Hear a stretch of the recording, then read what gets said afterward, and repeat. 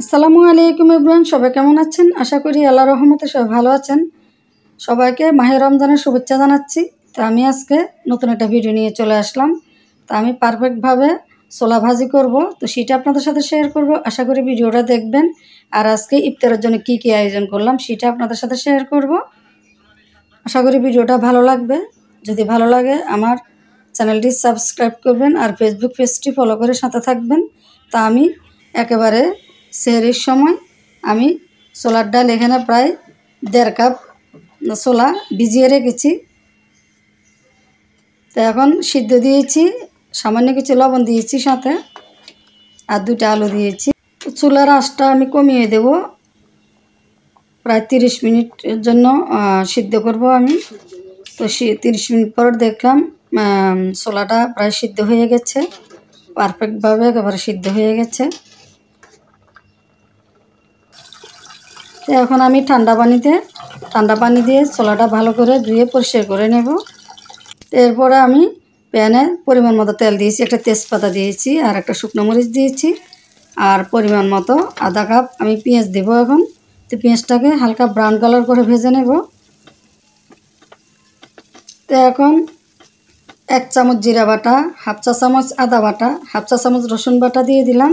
তো মশলাটাকে কিছুক্ষণ একটু কষিয়ে নেব আমি। সামান্য কিছু পানি দিয়েছি যাতে মশলাটা পুড়ে না যায়। তো আমি 1/2 চা চামচ মরিচের গুঁড়া, 1/2 চা চামচ হলুদের গুঁড়া দিয়েছি, 1/2 চা চামচ ধনিয়ার গুঁড়া দিয়েছি। তো কিছু টমেটো কেটে দিয়ে দিলাম। তো মশলাটাকে ভালো করে কষিয়ে নিতে হবে। তো আমি এখন সিদ্ধ করা আলুটা ভেঙে সবগুলো মশলার সাথে ভালো করে কিছুক্ষণ কষিয়ে নেব আমি। তো মশলাটাকে আমি আরও কিছুক্ষণ কষিয়ে নেব।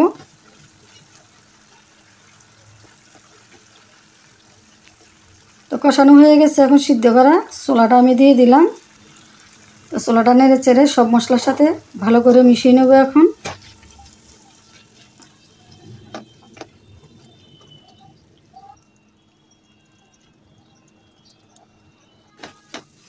তো আমি আরও কিছুক্ষণ নেড়ে চেড়ে ভালো করে পানিটা একেবারে শুকিয়ে নেব। আর এখন কয়েকটা কাঁচামরিচ দিয়ে দেব।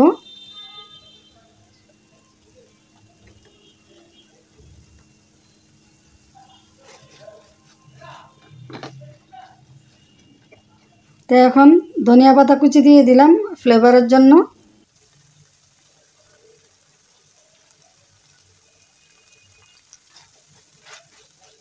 তো আমি আর একটু নেড়ে চেড়ে পানিটা একেবারে শুকিয়ে নেব, একটু মাখা মাখা করে রাখবো, তাহলে ছোলাটা খেতে ভালো লাগবে।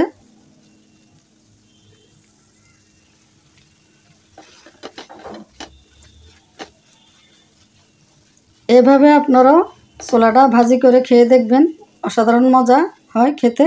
তো হয়ে গেল আমার পারফেক্টভাবে ছোলা ভাজি করা। তো ভিডিওটা ভালো লাগলে অবশ্যই আমার চ্যানেলটি সাবস্ক্রাইব করবেন, ফেসবুক পেজটি ফলো করে সাথে থাকবেন। যে দেখেন কালারটা কত সুন্দর হয়েছে, একেবারে লোভনীয় কালার।